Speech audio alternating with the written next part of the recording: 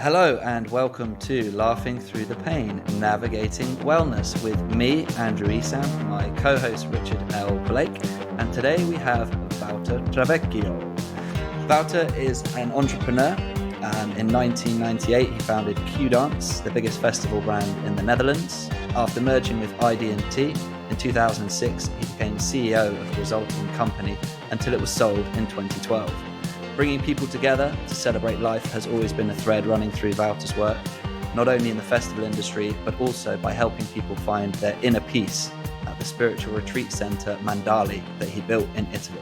Wouter, welcome to the podcast. Thank you, I appreciate that. Yeah, Rich, welcome. How are you doing? I'm good, thanks. Yeah, I'm good. Hair's down today, as we've noticed. Yeah, it's a bit out of control, but hey, we're going to work with it. So kicking off, Wouter, we've obviously heard a little bit about your journey in the festival event space. Sounds like a bit of a wild ride. Can you talk us through that a little bit? Yeah, me and my friend Wildrik, who I also founded Mandali with, we started organizing parties in '98, very small ones, like everybody does at the end of their school, high school, then they throw a party. And then we made some money on it. And then we felt, wow, this must be a nice job to have. So there was only 50 people there. Then we did a bigger one for 200 people. And slowly but surely, it felt like this could actually become a field we could work in. And then we did a one for 400, 800, 1,000. And then we went to the Chamber of Commerce, battling who was going to write their names down because you would have to get a lot of mail. So I said, I'll be the one, just write my name down. And that meant, in retrospect, that I was the founder of the company. Wow. And so that was a lucky guess from me to go to the Chamber of Commerce that day. Because it ended up after a couple of years that we actually had something going there with Qdance, which stands for Quality Dance. We had the strategy of quality is the best strategy. So we just wanted to give the best parties. We're not out there to make money. So we lost a lot of money in the beginning. But we had a lot of fun. And up until the day that we had maybe 3,000 people in the venues, it wasn't a profitable business. But afterwards, we earned some money. And with events, if you go from 3,000 to 6,000, all of a sudden you can earn hundreds of thousands of guilders back then, or euros. So it turned into a business. We hired some people, and then slowly but surely, it really grew into a bigger brand.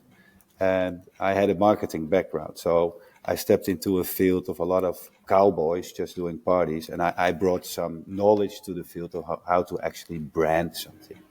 So we segmented and we positioned, and we had a tone of voice, sound logos, style, and we thought we had something outstanding there. And in retrospect, that really worked. So you mentioned, it's a brand, so are you doing many different types of festivals and dances and things like that? Yeah, so Qdance, what I just spoke about, is the company I founded. And then Qdance, we thought it would be nice if all the brands, the festival brands or the event brands themselves have a Q in the name. So one of our events is called DefCon1, and instead of writing it with a C, we wrote it with a Q. And another event was called House Classics, instead with a C, with a Q. And Climax, instead of with a C, with a Q. So we had a sort of a endorsement of all our event brands with this letter Q. So this made it into a sort of a family brand. And so in 2006, we merged with ID&T, which was back then the biggest party company in the Netherlands, or event festival company in the Netherlands.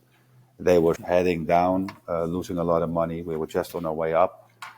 The CEO and founder of that company was one of my best friends, and he asked us to merge, and we did. And he left afterwards from his CEO position. I took over the CEO position, and I was 30 back then. So we had 140 people in the company, so I was quite young.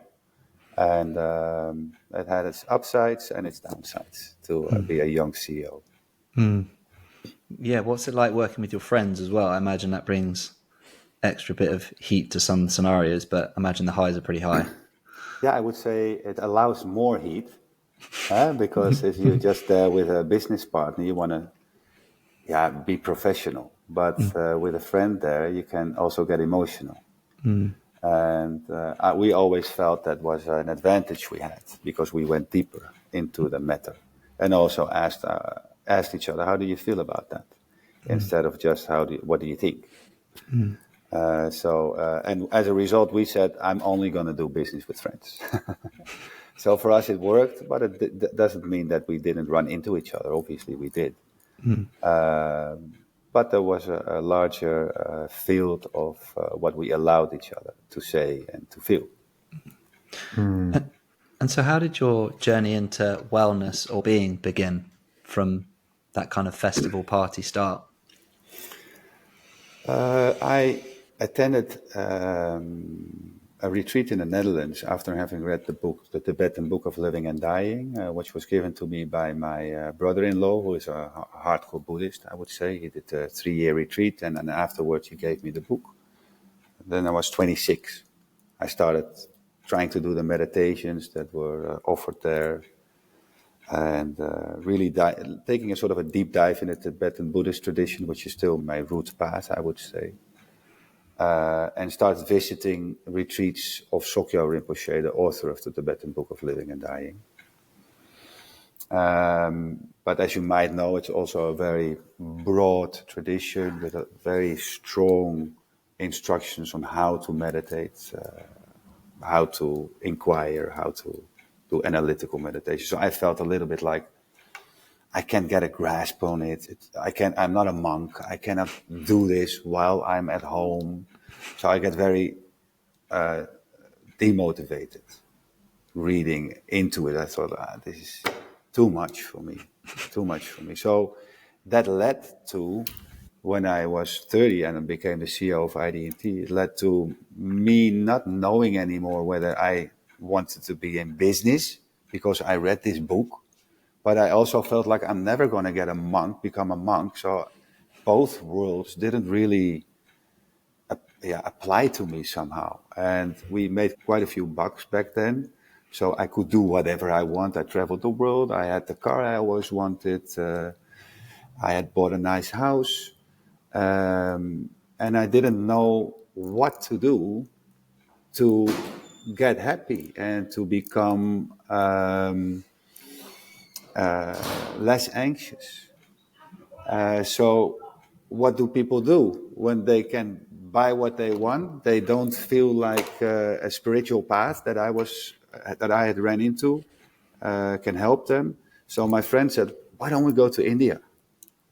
Apparently people go to India with these kind of issues. So we did. And we booked a 2-week silent retreat. And that was the first real hardcore retreat I did. And that changed my life. After a couple of days of going to the front desk to ask the people, please let me get out of here. They were trained, so they kept me there a couple of days. And then the 4th day, all of a sudden, the inner silence that I brought there anyway, I felt it. And I saw the garden, I saw the Himalaya mountains, and all of a sudden a sort of veil was pulled from my eyes, and I will never forget that. It changed my life. Wouter, that transition from the spiritual stuff, from the festival stuff, do you see there's like parallels and overlaps between people's desire for ecstatic states from things like festivals and the kind of the pilgrimage as well? Most people have to travel a long way to go to a festival. Where do you see those crossovers? Yeah. What I feel is, this is from a personal experience perspective, is that I had experience of transcending myself on the dance floor. So I was there with like-minded people, with a mass of like-minded people, maybe tens of thousands sometimes, listening to the same music that we all love in the weekend. So there's no stress. There was no yesterday, no tomorrow. So a less active mind, maybe. Maybe due to a couple of beers or a little MDMA or a joint, but just in a different frequency altogether. And I had experiences on the dance floor that I really transcended this narrow-minded space. I used to feel during the week. And that became a sort of an addiction to really, be bigger than my personal self. And that was really the natural high sometimes I also felt when I went to events, also without beers or joint or ecstasy. I just was lifted by the frequency of the mass. And that was really very important in my younger years to experience that. And then going to the retreats of Sokya Rinpoche, this author of the Tibetan Book of Living and Dying, I went to his retreats, and one of his trademark practices was to rest in the nature of mind. And since he's a Rinpoche and is very experienced, and that tradition is all about that, he sometimes sat in front of the room and scanned the room while resting in the nature of the mind. And the first couple of times I missed that. I was like, okay, he seems to be relaxed, and I'm also, but what's the big deal here? And then maybe the fifth or the sixth time, I remember I was in Australia. He did it, but when he scanned the room, he also looked at his students, and he crossed my gaze. And at that moment, when he did, the whole room went white. I had a sort of a very Satori-like experience, an opening, an awakening experience in that specific moment, which lasted quite a while, where I completely transcended my person and my character, my ego. And that was one of the other very special moments I had in the beginning of walking this path, that I felt, wow, this is very comparable to what I experienced during the event. I just forgot about myself.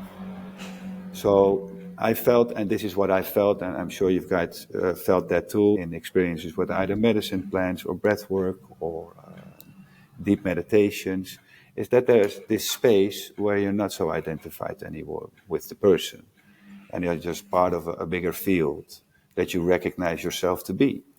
And so this is what I feel is very similar, although people ask me, so from festivals to retreats, it's like, I sometimes say, yeah, from heart, music to heart.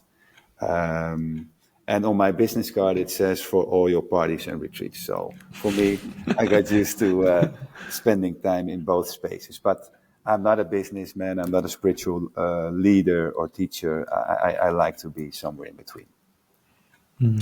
Yeah, as you're known from working with people, I spent a fair bit of time with the Osho community, and the Osho's thing is about enjoying life. Zorba the Buddha, he has this analogy of this man who can enjoy the pleasures of the world, the pleasures of the body, and transcend and be meditative. And I also think many traditions, they all have ecstasy as a part of their practice, like the whirling dervishes. They're getting into these altered states, these ecstatic states from dancing around. And I think maybe it's just our Catholic Christian background, where everything's more about repression, that we think, oh, you can only connect with God if you're repressed, and you can only do it via the priest. But that's not everything, is it? And then also, you mentioned about people going to festivals, or you going to festivals and having these ecstatic states and healing processes without drugs. It reminds me of this recent conscious connected breathwork study they did, where they compared, they did holotropic breathwork, and then they had a placebo group. So people were either doing holotropic breathwork or they were just breathing passively, but they had they measured people's altered states. So on a scale like 1 to 5, they went around every 15 minutes being like, how high are you? How altered is your state? 1, 2, 3, 4, 5. Please give us a thumbs up or a fingers up. And of course, the people in conscious connected breathing had, all the way up to 5 out of 5, off with other dimensions. But what they were really surprised about was in the placebo group, some of the people who were just breathing normally had quite high measures of altered states. They said, I'm feeling high, I'm feeling altered. And the authors of this study were saying, wow, we're really surprised about this. But what it's a testament to is the power of evocative music and social contagion. So if you go to a festival and everyone's high and you're not taking any drugs, you will get that social contagion as well. Definitely, yes. Yeah. Definitely. I was going to ask you, Go on, Wouter, so then that led you to Mandali. Can you talk a bit about what is Mandali? Yeah, so after there's a whole period in between, obviously, that coming back from India, we started to follow the teacher that taught this specific silence retreat, and we followed her around for a couple of years. And she rented places all over Europe, but also in India. And we went to all these places with her. We followed her for seven years with a small Sangha group. And halfway through, we said, well, you're renting all these places. Don't you want to build your own, or at least have one center? It will save a lot of time and effort in the organization of it, because you just focus on what you're best at, and that's teaching. I said, yeah, but I don't have that kind of money, and it's not going to happen. So we said, we also don't have that money, but we have a big company who knows what's going to happen in the future. So let's just start looking for places. So we went to France, looking at old mansions, old farms, old castles, abandoned castles. We went to Spain, Italy, back to the Netherlands, because we were based in the Netherlands. And then we dropped the idea because we didn't have that kind of money. And but then still we thought it's actually a really good idea to do this. But I was the CEO of an event company, so I was like, I'm not going to build a retreat center and go to the bank and lend money or sell my shares. Or my parents thought already that I was part of a cult, following this woman around. And I had been part of a cult, and I did this crazy ayahuasca retreats and the breathwork stuff. So they thought I'd lost it. My friends outside of the party business thought I'd lost it. So we were like, yeah, well, are we insane thinking about this? Until the day we got a call from a broker, a real estate person in Italy, that said, why don't you come here, look around here in the lake area in the north of Italy? And we went to a very specific lake, Lago d'Orta, which is a more pristine, smaller lake, the most western lake. And he showed us around, and we looked at some places. They were completely not what we liked. So we thought, okay, this is not going to happen over here. And then that same day, he called us back when we were almost on the way back to the airport. He said, guys, something happened. There's this big, new, high-up place and very old hotels for sale. Are you interested to have a look? I said, we were on the way. I said, yeah, but please come, because this won't be long on the market, and it's really beautiful. So we went up there, rebooked our flights, and as soon as we stepped on the land, we felt, this is a really special place. Also, energetically, you just sometimes feel when you're in a place like, oh, this has it all. And for us, it did. And then we went through the old hotel, and then we came to a cliff and had this really most amazing view. And then we thought, well, this is it. And then we realized, shit, this lady that is selling it is asking 600,000 euros for it. We do have money, but it's invested in our company. And are we going to sell shares for it? So we said, no, let's call one of our rich friends and ask him if he wants to lend the 600,000. So he lent us the 600,000. And our idea was to start with a couple of yurts and teepees, and then do some smaller circles and groups, and then see how it will play out. But then a couple of months later, we started to talk of the sales of our company to SFX, which was an American initiative by Bob Sillerman, a very rich billionaire guy, who wanted to do a sort of a roll-up in the international dance industry and bring all these companies together through the stock exchange. And back then, we were the biggest electronic music event company in the world. So after a lengthy process, we sold the company for 100 million euros. And this is when we got in a lot of money. And then we thought, let's build a retreat center. And we were working together with this lady, and this lady had been traveling all over the world. She's also a sannyasin, was part of the Osho community in the very early days, not as early as the people of Path of Love, but maybe 15 years, I would say 15 years younger. And she had seen so many centers that she was very capable of helping us to say, okay, these are the logistics of a good center. People want to have single rooms. Food is very important. Thick walls. A lot of stuff that many retreat centers in the world, but that most of them are not. We're not luxury, but we are high quality. It's a not-for-profit foundation that we run it with, so we're not in this business to make money. We got so much money in from this sales that we thought, okay, we put half into a project that's gonna be of benefit to others, and with the other half, we're gonna try and make more money. So this is how it came into existence. Yeah, I love that mention of the energy of places. One of the modules I did in my PhD was called eco psychology, and it is the psychology of place. And it was taught by this guy who's written a few books called Craig Chalquist, but he talks about how there's a place out here near where I live called Concord. So it's Concorde, like the aeroplane, but people pronounce it Concord. And for some reason, there's so many fights in this place. There's always people fighting. It's always on the news. There's been a fight, a mass fight, and there's something in the name there of Concord. And he also talks about the Bay Area where we're living. It's the biggest estuary in North America, and what is an estuary? It's a mixture of seawater and freshwater, and that is what the Bay Area is. It's so diverse. There's so many people from different races and things like that from all around the world. But then also, you mentioned the actual energy of a place. Andy and I were just in Sedona, which is famous for its vortices.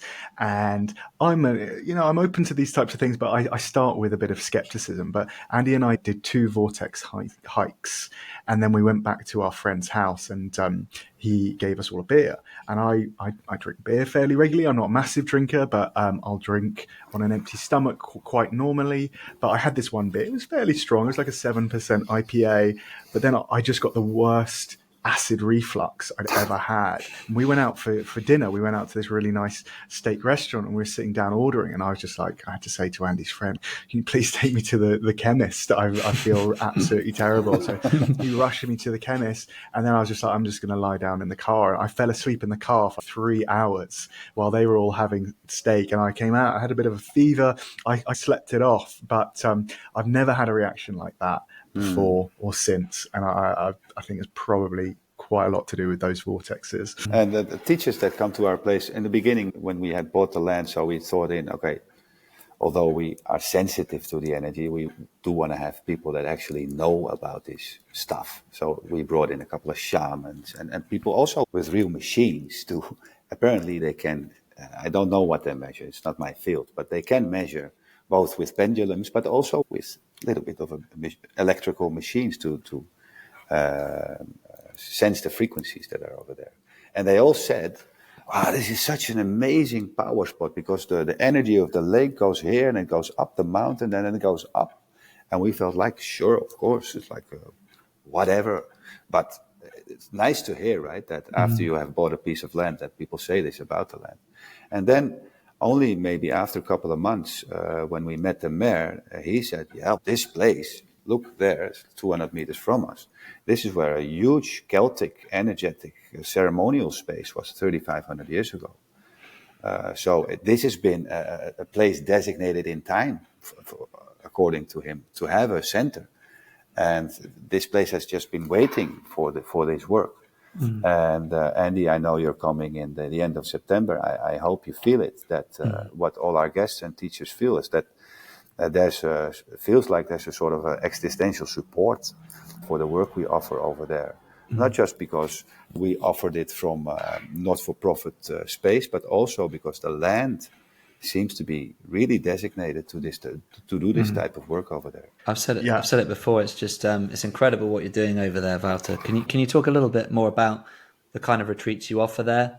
And yeah, sure. So straight from the get-go, we said It's not an easy business, a retreat center. Mostly they're seasonal, so the people want to do it in summers, and sometimes you have a larger group, and sometimes you have a smaller group. So we took our entrepreneurial glasses and thought, okay, how can we make a model for a retreat center that will actually work?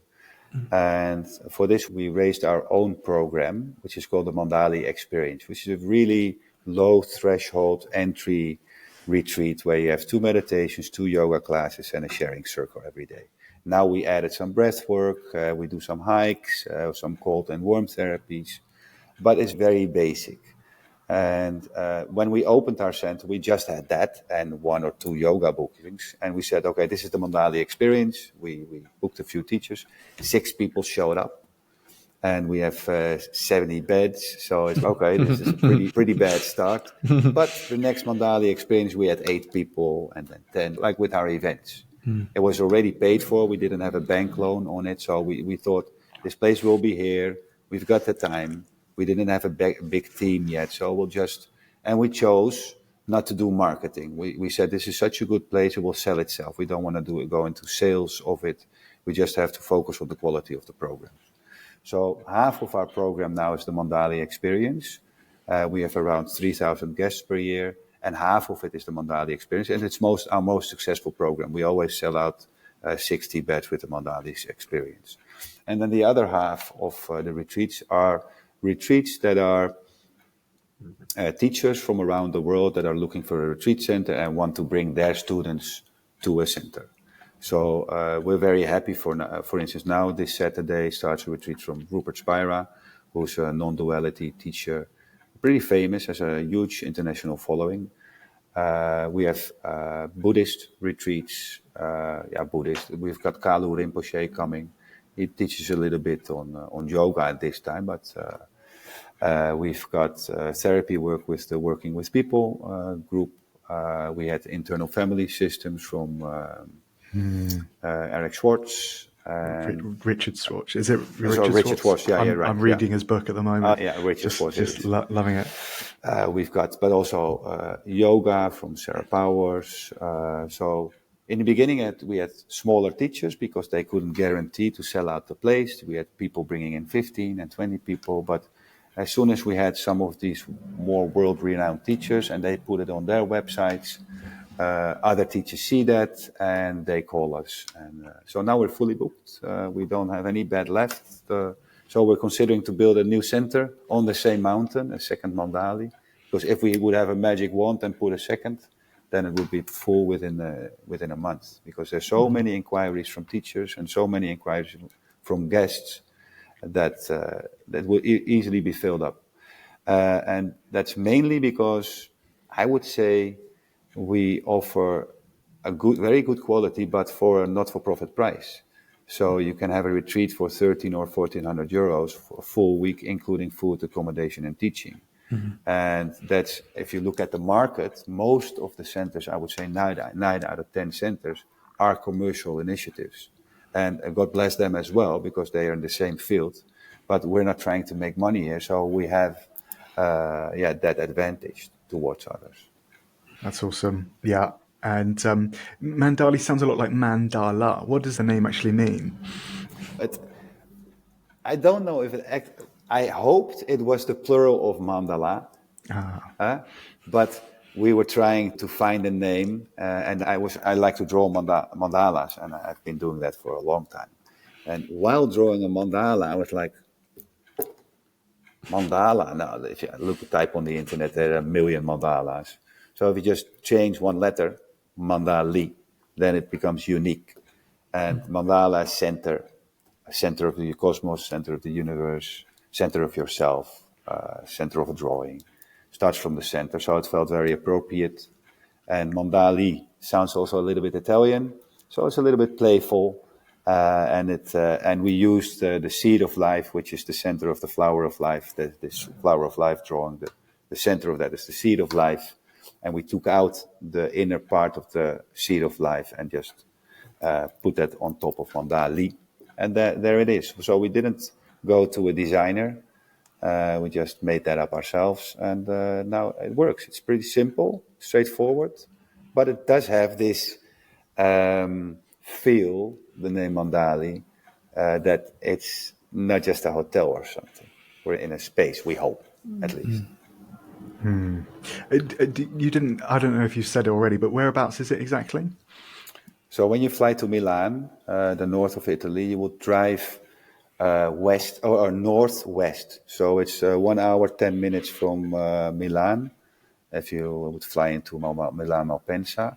And it's the most western lake, is called Lago d'Orta. And that's the most pristine one still. So it doesn't have the infrastructure for mass tourism. So there are just a few small hotels and small campings. And whereas if you go to Lago di Como, Lago Maggiore, which are the more famous, bigger lakes, it's completely dedicated to tourism for the summer. So we're just away from that on a small lake, which is not filled up by the rivers that flow into it, but which is filled by a source. So it's warmer, more clear. So it's a very nice, sweet, pristine, original place in northern Italy. Yep. And people always ask us, how did you find this place? And I want to tell one nice story, because although we're spiritual guys in the sense that we love listening to wisdom teachings and doing some Western psychology work, we are always also a little bit critical, maybe even skeptical, because it's not like science. There's so many bullshit people out there. It's not in science. You at least have these methods, right? You know that this is true, and in this world you don't. You just have to feel. So in finding this place, our teacher called Kali, she took us to a church there, and she said, "Let's pray." We go to church. Let's go into the church and let's pray to the Holy Mary. This is a Holy Mary area, to help us find a place here. So we went to her with her in the church, and we sat down to her. She did her prayer. We sat next to her. Okay, Dildrik, let's just accommodate and do this as well. Okay, please help us find this. Please help us find this place. And she was like, "Oh, this was such an important moment." And I felt her, and she's going to help us. And we were like, "Okay, great that you feel that." So afterwards, we got this phone call from the broker saying, "Oh, something just came in." And then she already started, "It's our prayer." And I'm like, "Yeah, sure, you never know." But then we drove up the mountain, and then there was a perimeter around the land, and we drove towards the land, and we drove towards the front gate. And next to the front gate, there was this huge 3-4 meter high Mary statue pointing at the land. And she said, "Yeah, this is it. Look, she's pointing at it. I already know we don't even have to see it. She helped us." So like, okay. Wow. that actually happened. And we Incredible. really felt for her, it was like, of course, this is the way it works. You just ask and then they give. It says so in the Bible. And we're like, okay. So, and this is just one of many stories that we had there that felt like, okay, there's some sort of an existential support for this work. It needs to happen. And we also feel like we don't own anything there. We're just instruments in this manifestation. And that feels really great. It's amazing. Incredible. And can you talk a bit more about what else you're putting out there, Wouter? Obviously, Mandali is full all year round. And what other projects are getting you excited in the kind of well-being space? Yeah, so there are not so many people out there at the moment, if you look at 8 billion people on the world, that are investing in spiritual real estate. So if you look back in time, with churches and mosques, there's apparently 83,000 churches in the world, and 40,000 mosques and 10,000 synagogues, and I don't know how many temples, but almost 200,000 huge spiritual buildings in the world. Who's building them now? Just you. Well, Yeah. Why did we stop building them? Why did we stop? Why is that? I don't have a clear answer to that. Maybe because we're so greedy and we just want to have a high return on our real estate. But when these buildings were built, it was not to create a return. So we feel like we're a little bit of a unicorn. We're not just the only ones, but there are not many out there that have the interest to build real estate with the purposely designed for spiritual work. We decided to say we're open to all traditions. We're open to all kinds of people. So if you step into a church, you know what you're stepping into. Same with a synagogue or a mosque. But if you step into Mandali, this place is there for everybody with teaching. We try to make it lineage-based. So we love to have it lineage-based, the work we offer. So I think this is also one of the reasons we're so easily filled is because it has this motivation. And now we said, a little bit inspired by some of the words that Thich Nhat Hanh, a Buddhist teacher, shared on his deathbed, saying the next Buddha or the next Jesus is not going to take form of a person. It's going to take form of a community of like-minded people that live in harmony with nature and with each other. So we find that very inspiring. And he said that's very important for the survival of humanity to have that view. So we looked into, because there have been so many communities around the world, and so many have failed, and most of them that have failed have been based on a teaching of a guru or a very strong constitution. Okay, this is the way we live here, or this is the teaching that we follow here. So we thought, okay, let's stay away from that. We're here close to a very small village, Quarna, Sopra it's called, and it used to have 700 people in that village. And now there's only 250 people. Like many Italian, but also Mediterranean, of these villages high up in the mountains, they are dying out. All the younger people that are born there, when they're 18, they leave. There's no jobs. And they go to Milan and the bigger cities. And this happens throughout Italy, but also throughout other countries around the Mediterranean. So we went to the mayor and we said, listen, you have this challenge of at least making sure that these 200 people stay. But he said, yeah, but there's 73 on average. So in a few decades, probably nobody will be living here anymore. Mm-hmm. And then we said, we actually want to build more centers here. We have this idea of repopulating your village with people that actually want to work in our center but are looking for a house because it's high up. So you actually have to live there. So, and he already said that we've been seen a decline since the 1940s, since the Second World War started, until the day you started. And in the last years, we already saw people moving back here again because something is happening there. There's this center.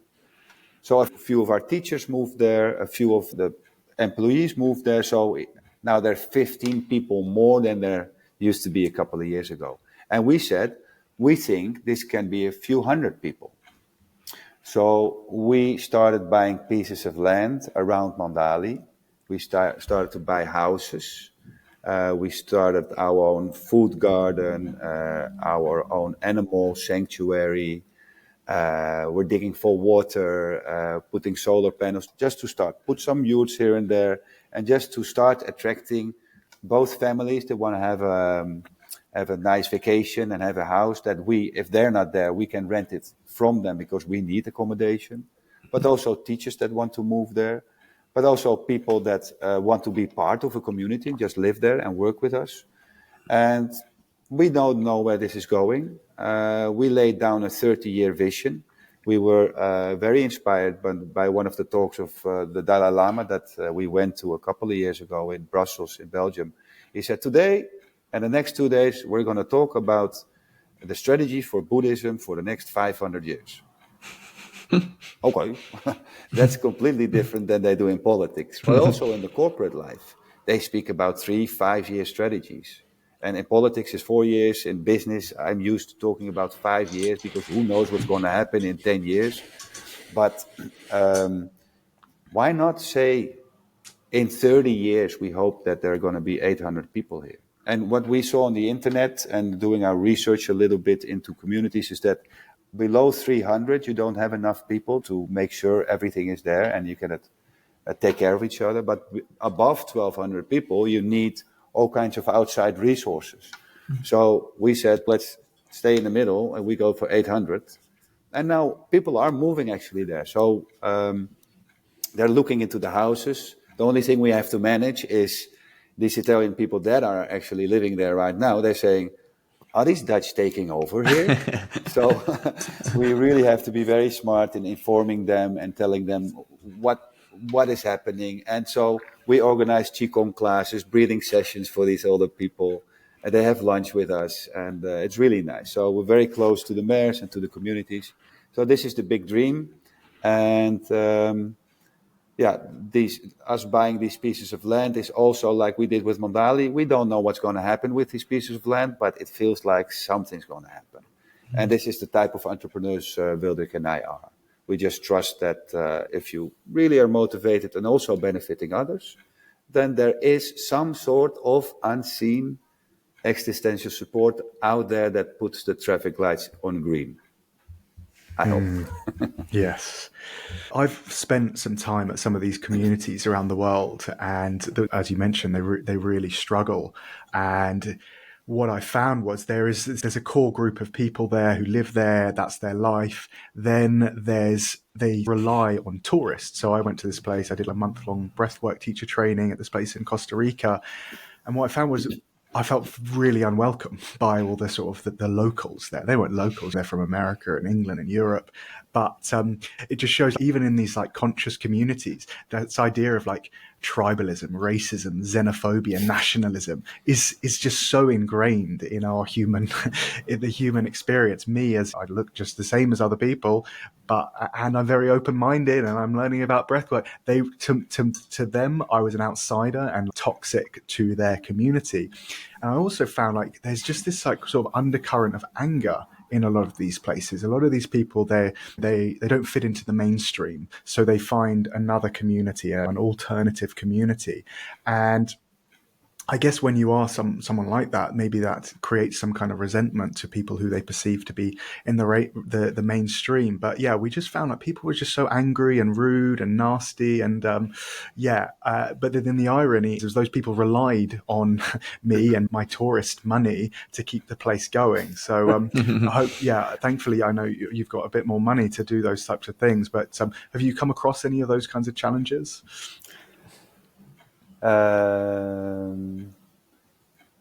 Yes, I would say yes. Not necessarily only because we're doing spiritual work, also because I noticed that people from this village that are working with us are very protective of Mandali, and they see everybody coming in as a potential threat to what is there now. So they see it as a threat to the harmony that is there. So managing and creating an open space, even amongst our team of 25 people, for this is a new person. I don't know if it's Italian culture. I don't know if it has to do with the type of work we do, but we do feel they're very defensive. So from that space, yes, we notice it. But we also notice that if we introduce them, and we didn't do that a couple of times, then it goes wrong. But if we do it, then it helps. But we don't want to introduce 800 people in the next 30 years. So that's going to be that's definitely going to be a challenge. So one of the ways we want to do that is to make sure that nobody owns anybody else's property or food. Everybody has their own thing. And if there's a fire, we call the firemen from down at the lake and the police from down. We're not going to play police or government. There's no boss. Everybody, you're your own boss. You're just part of a group of like-minded people. And I'm very sure we'll run into a lot of challenges. But if there's nobody, no judges, nobody deciding, or they can just call the police, then you're just in society. We don't pull the towing bridge up and say, okay, I've been to these places too where I didn't feel welcome. Oh shit, I should have dreadlocks, or I should wear this type of clothes. I really didn't feel welcome. So, but I'm sure we'll run into it. But we're not in a rush. So far with these, somewhere in between 15 and 20 people that have decided to move there, we have our lunches and dinners together. But this is the core group you're speaking about. So we're not going to have lunches and dinners together with 800 people. So I'm curious to how that's going to play out. I don't know, but I know the challenge is there. Yeah. Yeah. And can you talk a little bit more about the projects you're working on outside of Mandali? I know you're putting some really cool projects together with, say, like University of Amsterdam. Yeah, I'd love you to speak a little bit about those. Yeah, so in the Netherlands, we have 1.5 million people that come to our events. So that's a really large event company. And at a certain point, I was contacted by a professor from the University of Amsterdam through a friend of mine, his wife's brother, that said, can Levi van Dam, Professor Levi van Dam, give you a call because he has interest in, he works with younger people, he creates all kinds of tools to help younger people in the range 16-24 with their depression, anxiety, because there's apparently, I'm going to talk about this, a pandemic of depressed young people, which is really underestimated problem in the world. Now I know a little bit more about it. It's like unheard of how big that wave of depression and anxiety and suicidal people, very young, burnouts, is coming at us. It's really terrible. Anyway, he approached me and he asked, "Can we have a brainstorm? I've got an idea," because he said from our research, he looked into it. One of the areas of research we did was gratitude, and it's mentioned in all these Western traditions, and we actually did studies on it, if it actually works, and if we can use these methods and techniques and adapt them to make them, put them in an experimental setting and see if we can do the way you described in this in a scientific way, if we can prove that paying attention to gratitude on a daily basis actually improves your well-being. So he did that. The results were very positive, outrageous positive. And he said, can we use your 1.5 million people to bring this knowledge / wisdom to them and let them benefit from this that we found out? So we created a gratitude booth for our events. You can step into it and you can say what you're thankful for. We added hundreds of movies and we're going to put it out there now. We just finished this project. And then I already saw the edit when it came out of the edit suite. You just look at it for 10 minutes. You become so happy. Oh, it's so awesome. Nice. It's so nice. Sounds so good. Yeah, to hear people say what they're grateful for. Even when they come in, I'm so happy with my hamburger. It's also nice. God for this hamburger, or the sun, or my mom that brought me here, but also very deep ones. When my sister died, my father was my best friend. It's like all the levels, but it's also positive. So we did quite a successful job together. And then he came to me and said, and this is what I wanted to share because it's the main thing I'm interested in and working on, was, he said there's been a long study in America into MDMA-assisted therapy. And Rick Doblin is the head of that MAPS organization. And after decades of work, he really proved that MDMA-assisted therapy works very well in the space of heavily traumatized people. So they worked with war veterans, and after following a certain protocol, a MAPS protocol that he designed, after only 3 sessions with in between very good follow-up, people, 80%, 83, I believe, really high percentages, don't hold me to the numbers, really high percentages of these people were cleared in the sense that they could re-enter society.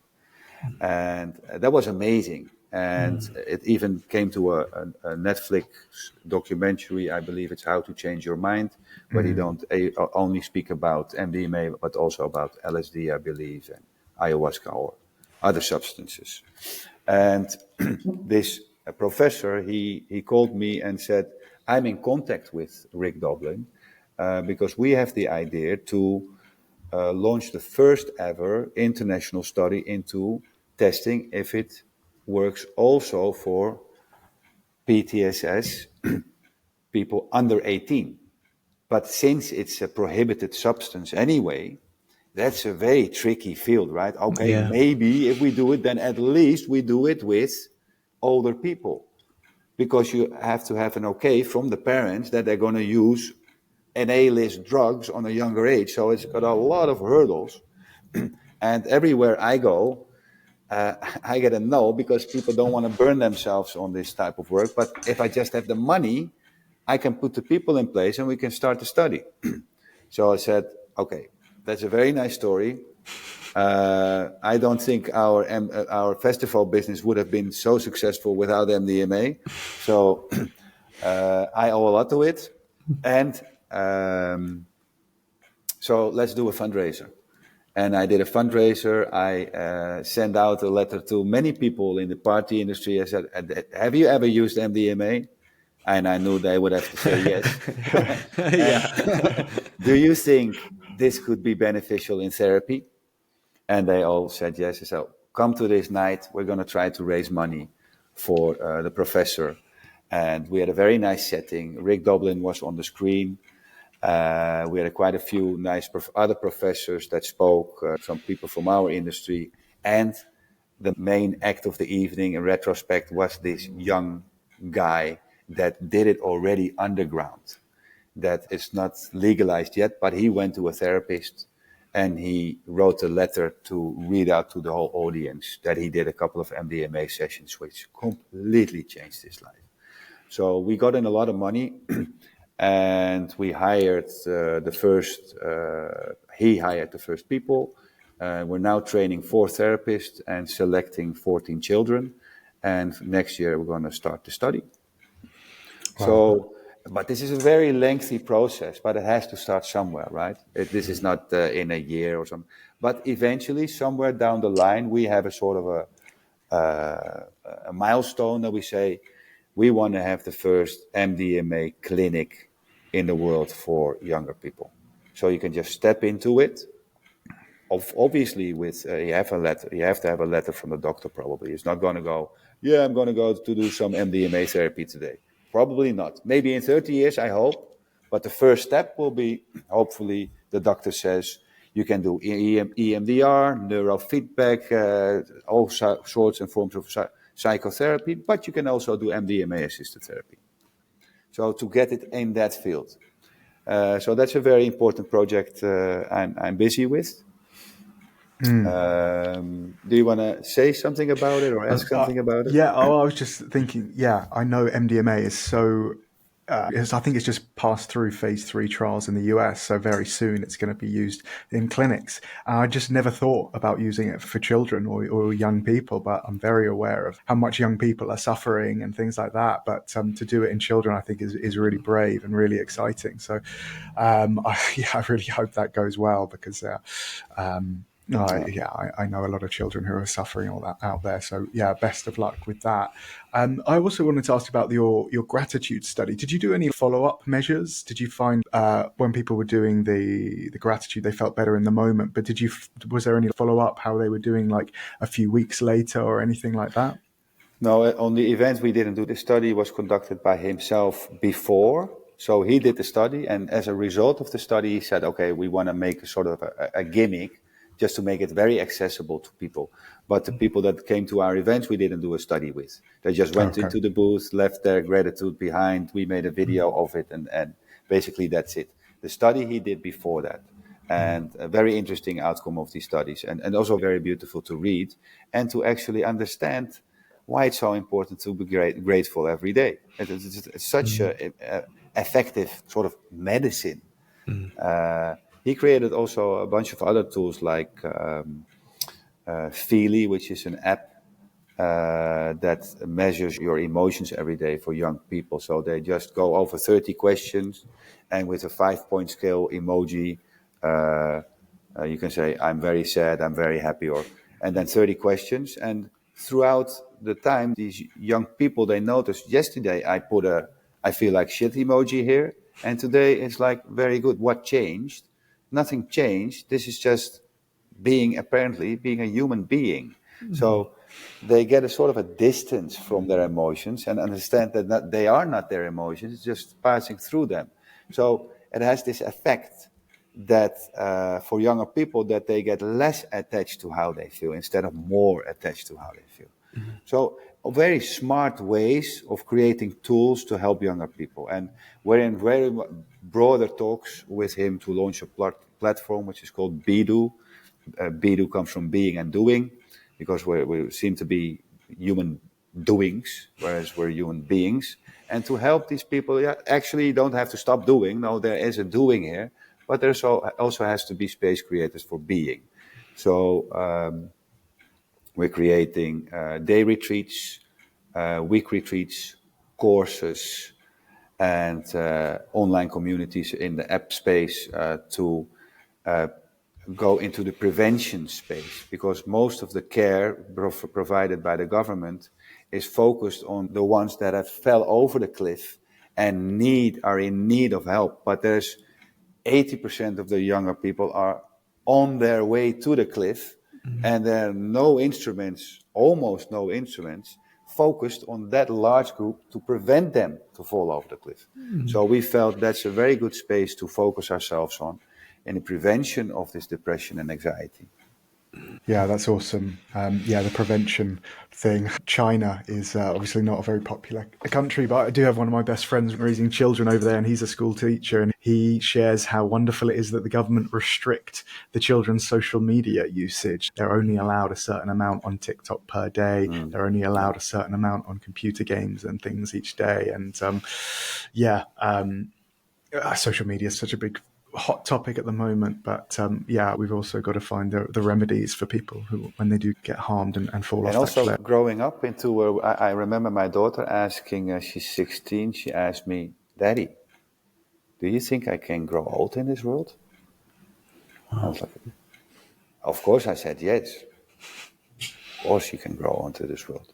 But what they get from the media is not like a picture that you can, I don't know, but it was different. I don't know if it was different, but I didn't have access to so much information. But they have access to all the information all the time. And somehow we as a humanity choose all the time to put emphasis on the negative news and give very little time and space for the positive. I'm happy you guys are here, because I looked over your podcast titles, and it's all very good. But the mass media are mostly focused on the negative stuff. So it's the social media is a very important denominator there, but also this bad news all the time is what this professor shared with me. That's a very negative outlook on the future they have. If you can share that edit of that gratitude video, I'm sure everyone would love to watch that. It sounds absolutely epic. Yeah. And we, unfortunately, you're not really on social media, are you, Wouter? We usually ask guests where to follow them, but I think it's well worth everyone looking up Mandali, Mandali. .org.